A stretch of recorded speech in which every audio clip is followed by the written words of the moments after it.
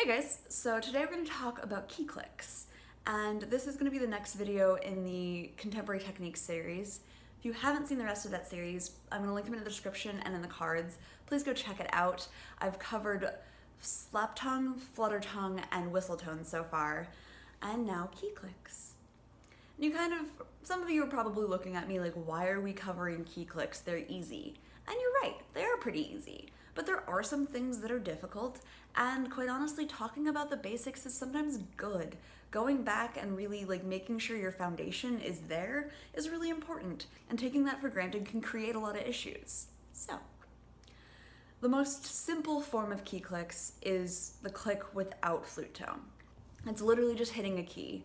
Sometimes they don't even notate specific pitches that they want, in which case you can just hit whichever keys you want that you think sound good. That being said, a lot of the time, composers are going to notate specific pitches that they want to produce.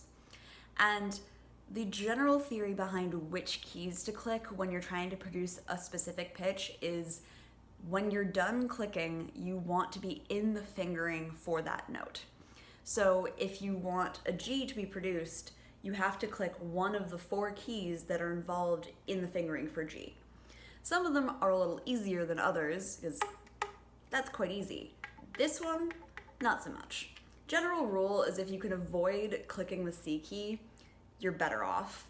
Just because it's a little key, your index finger doesn't have a lot of facility in that kind of way, and it's not going to produce a lot of sound.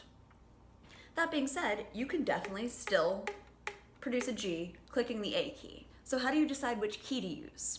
Most of it's just comfort level. For me, clicking my ring finger is always going to be better than clicking my middle finger, but some people might be more comfortable doing middle finger or their thumb even. The thumb doesn't really have the best effect, but if it works, it works. The idea is to get the pitch more than anything. Also keep in mind what's coming before and after it. That can affect which keys you're using, just because getting into the key click might be harder. It's really just a contextual thing, but the general idea is take the fingering of whatever note you are and click one of the keys in that fingering. The exception to that rule is C and C sharp. Obviously, C sharp doesn't have any keys involved in it to begin with, but you can click your right hand and produce a general C sharp, and the same is true for C natural. Those are notes that I try to avoid putting key clicks on if I can, just because they don't work that well. The flute doesn't resonate as well, it isn't as closed, so the tube isn't going to have the same kind of resonance when you click the key. And that's something that you can bring up with a composer if they have these very specific notes that aren't working very well as key clicks. You can tell them that, and maybe they'll adjust it. And if not, there are keys that you can still click. It's just not going to be as loud as they want it to be. The other kind of key click is with flute sound. Again, it's the same thing, but you have to be a little bit more careful about which keys you're clicking because you can produce extra sound. For example, anytime I'm trying to play a G key click with a G preceding it, I'm going to get an A if I'm not careful because I'm lifting up the G key, which makes an A. In that case, I would try to avoid having a G preceding the key click. Again, something to talk to composers about, but also I'll have to stop the sound and make sure it's cleared completely while I lift my finger and then re-coordinate it with the key click. And that's difficult. It's all about coordination, and it's a coordination that we don't usually have to think about because there's not this extra harsh motion in our technique normally. In fact, it's not meant to be there, and key clicks are going against some of the training that we have. The best way to practice key clicks with sound is just try them. Pick a note and do what I just did, play a long tone, and then stop it and start it with a key click. And really think about coordinating your air with your fingers.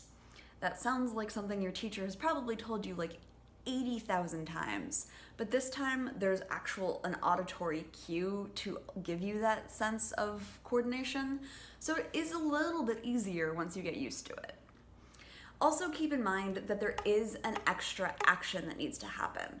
you can't really get a key click from a normal flute fingering position because they're not designed to make the sound normally. They're in fact not supposed to. So you do have to lift up a lot farther. So there is a little bit more time that's required to prepare a key click than just playing a scale or playing a normal technical passage. So you do have to give yourself a couple milliseconds to lift your finger off the key, put it back down, and start the note. One of the last things I want to talk about is the facility of key clicks. They are quite easy to produce. However, when you're playing ascending passages, you're not putting down keys to create the pitches, which means that every time you want a key click, there's an extra motion that has to be required. When you're playing a descending scale, it's easy. You're putting down those keys to begin with, so instead of putting them down lightly, you just put the little extra weight behind it and you produce the key click. But if you're going up,